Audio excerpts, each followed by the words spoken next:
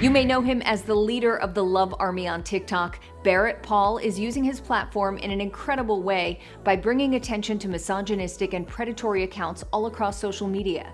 Barrett joins us to discuss how it all started, and he's sharing some tips for keeping kids safe.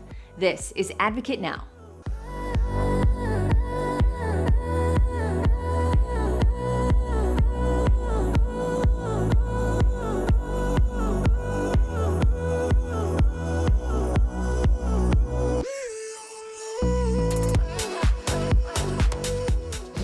Barrett, you have over 2 million followers on TikTok, and you've chosen to use your account in a really unique and honorable way. You're known for calling out misogynistic and predatory accounts on TikTok. Tell me how and why that all started. I joined TikTok I want to say late to the game. It was during the pandemic. A bunch of people had already been on that I knew, and they were like, you really should get on here. And I was like, okay. I've been in social media for a while. And so joining another one felt like another thing to like grab my attention and time. And then I came on and I talked about the normal things that I'd been talking about for a long time. Queer issues, some stuff to do with feminism, but nothing as deep as it is now. And it all really started because I just started to get a lot of really misogynistic videos on my For You page. And I was like, this is crazy. How is this so prevalent? And I don't know, just very confusing to me to see so much of it. And so I did one video where I kind of just responded to someone who was being really misogynistic. I mean, that's just the word to use, right? It means shitty, but misogynistic. Yeah. And it did well. And I was like, okay, I guess people like this and want to see someone like me hold other men accountable. And I was very aware that I didn't want to take space from women. You know, women have fought for so long to have their voices heard. But the more that I got involved in the feminist space, the more that I heard, we need you as an ally. We need people who are men to speak out against men and this predatory behavior. And so it was very organic. My best friends my whole life have been women. And so this was just something that was like very easy for me. And I didn't think it was such a big deal. And here I am as what I say, the big brother of TikTok. And I love what you're doing. You've really created a community on the platform. You even call it the Love Army. In calling out certain people, you've encouraged others to check themselves and their own toxic behaviors and prejudices. What has the overall response been from your followers, would you say? My followers have been amazing. I say this is a community. I'm not the leader. I'm a part of the Love Army, and they have been incredibly supportive and helping me understand that like I'm allowed to take a break. I need to focus on my mental health as well. I can't pour from an empty cup. And in terms of checking our own, toxic behaviors, internalized homophobia, internalized misogyny, all this stuff, I say that we all need to check it because it lives in all of us. And I'm the first one to say it lives in me. And it wasn't until I really started to deconstruct how it lived in me that I really was able to then educate others, because when you do the work, you want others to do the work because it makes you feel better.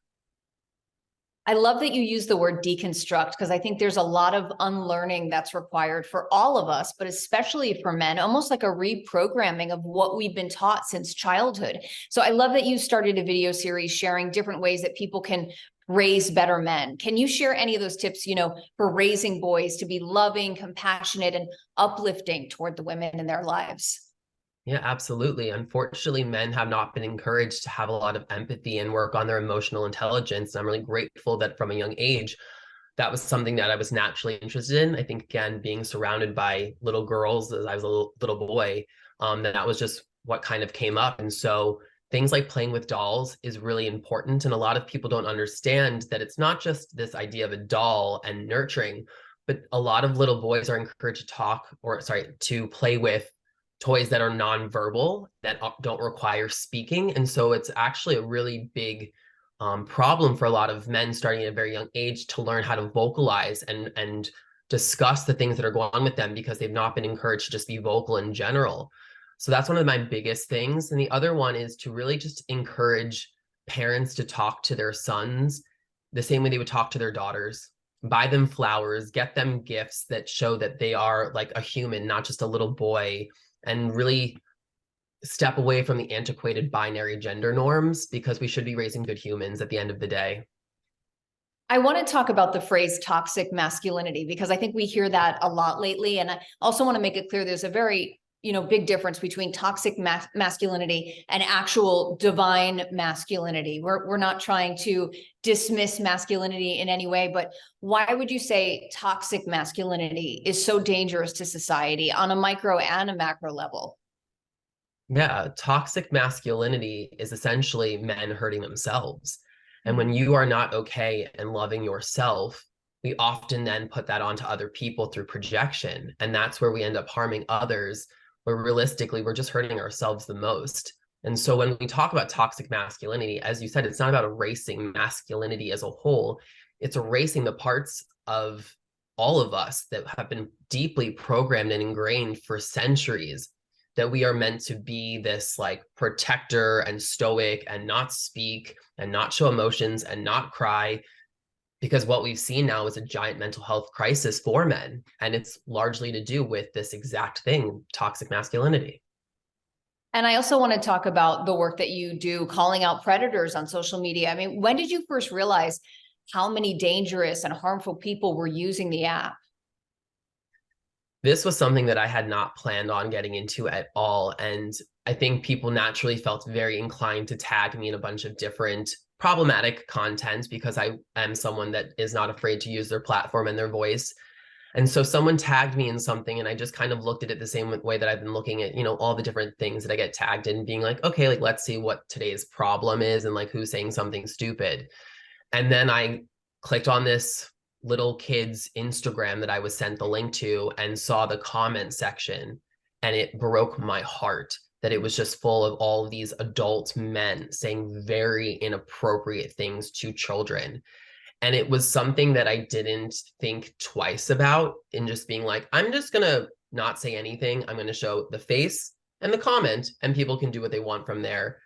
And it took off like fire. I mean, on every platform, that series went viral, and it's something that realistically I would still be doing right now if the guidelines on TikTok hadn't changed, because it's now considered abusive content when I show what those men are saying, which is, in my opinion, a problem.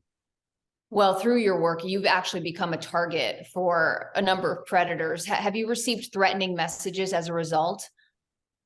Yeah, every day there's a string of very uncomfortable, dangerous messages that I have to deal with. And, after a while, you start to take them with like a grain of salt and go like, okay, like how serious is this really? Is it someone that's just angry behind their computer? Or is this something like more serious that I need to think a little bit more about? And safety has been a big conversation in my house with my friends and my family. And I've had to speak to the FBI a few times because of more serious threats.